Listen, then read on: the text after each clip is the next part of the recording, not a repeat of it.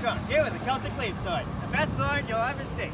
This beautiful piece of cutlery can meet all your needs for slicing, dicing, raiding, home defense, and more.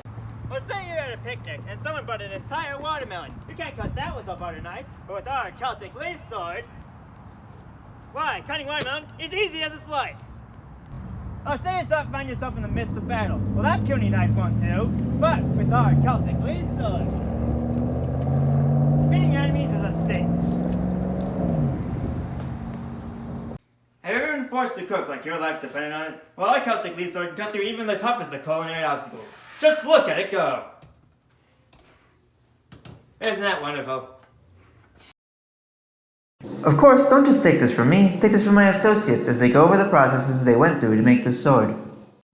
The Celts were Central European Iron Age culture, lasted from 1200 to 450 BC.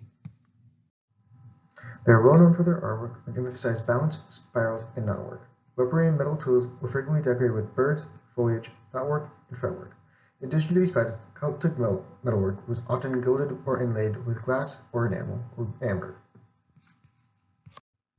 Much of the popularization of the leaf-shaped sword comes from the fantasy genre, especially J.R.R. Tolkien's Lord of the Rings series.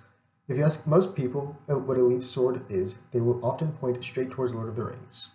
We wanted to pull as much inspiration from real-world examples of Celtic leaf swords as possible.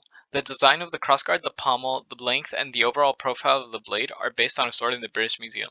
However, we also wanted to include motifs from our favorite Celtic leaf sword, Sting, from the Lord of the Rings. The design seen on the crossguard and the pommel all pertain to Lord of the Rings symbolism drawn in Celtic style. We also added lettering in the Celtic language, Ogham, to both sides of the blade, detailing Texas A&M University phrases. For the usability of the blade, we wanted to make sure that the center of mass would be as close as possible to the crossguard. This allows the wielder maximum control over the blade. In order to increase the odds of a good cast, we worked together with our foundry to make sure that the gates would all be in the right place. This ensured that the metal would reach every place that it needed to, and it also ensured that the metal would cool down evenly and correctly. We also added a border to the edge of the blade to make sure that there would be enough material to create an edge, the excess of which would later be ground off. For the casting, we worked with our partners at Parology to create the investment casts, and our partners at Texas Precision Metalworks poured the cast. We decided to use either 4140 or 4340 steel due to the desirable qualities presented by both, namely their ease of casting, strength, and relatively low cost compared to other options, such as A2 steel. We ultimately decided to use 4140 due to our sponsors having it on hand. Investment casting was chosen due to the high degree of precision afforded to us by the method, in addition to our forge partners' familiarity with the method. Patterns for the casting were made using 3D printed PMMA. The steel was poured at 3000 degrees Fahrenheit to encourage the mold to fill properly, and an exothermic topping was added to the mold to aid in heat throughout the pour. Despite these steps, a fail still occurred due to elastic expansion exceeding shell strength. This issue was solved by adding additional layers to the shells.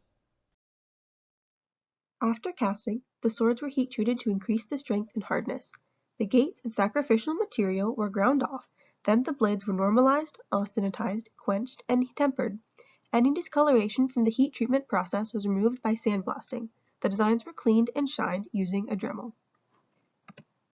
We decided to use oak for our handle to reflect its importance in Celtic spells for success, strength, stability, and protection. We used an angle grinder to shape our handle and a drill to start the hole through it. Then we attach it to the sword by heating the tang and pressing it into the wood. The wood touching the tang was then burned away, creating a tight fit that would not rotate during use. We used amber-colored glass to create an Eye of Sauron just as the Celts did in their metalwork.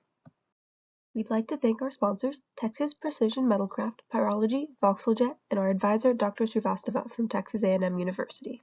And call now and you get a second oak sword for full price. Yeah!